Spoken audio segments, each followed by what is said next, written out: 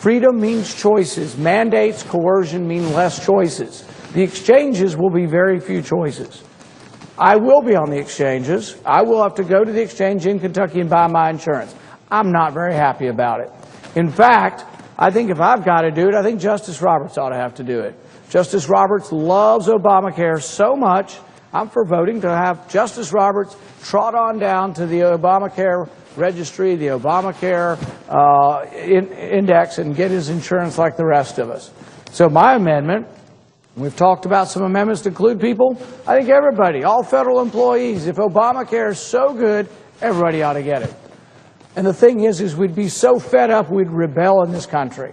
And that's what I think the senator from Texas has started. Hopefully a rebellion against coercion, a rebellion against mandates, a rebellion against everything that says when big government wants to shove something down your throat and said, take it or you go to jail. And people say, oh, we're not going to put people in jail. The heck we won't. What do you think happens? You'll get fined first. You don't pay your fines. You'll go to jail. They're telling you you have to take their health insurance as they conceive of it, with absolutely no Republican input. Not one Republican vote, and they're unwilling to have any amendments. What's this fight about? This fight's about whether or not we're going to have a society or a Congress where we can debate over how to fix things. Obamacare's a disaster. Even its own authors are now saying it's a train wreck waiting to happen. Even the president, who's in love with this Obamacare, he's saying it's going to be a problem. He's delaying the individual mandate. But realize on another level what some of our complaints are. Some of our complaints are that by making it mandatory and by him doing it after the fact, that he's not obeying the law. This is pretty important.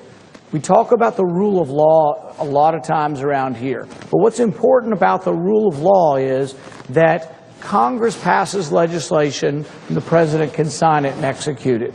Obamacare was passed with only Democrat votes, but here's the thing. He's now amending it after the fact. You saw one of the union officials coming out with a gleeful smile on his face from the White House. Is he going to get a special deal that nobody else gets? Is the president going to come to your town in Middle America or my town in Middle America and meet with me and give people in my town an exemption?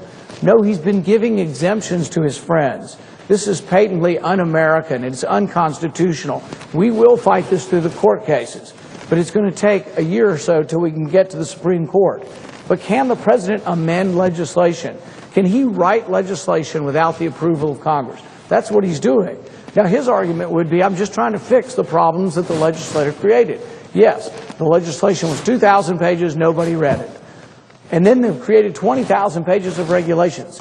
We have no idea. Many of these states, you don't even know who to call yet. But if you do know who to call, and there has been an exchange set up, there are limited choices.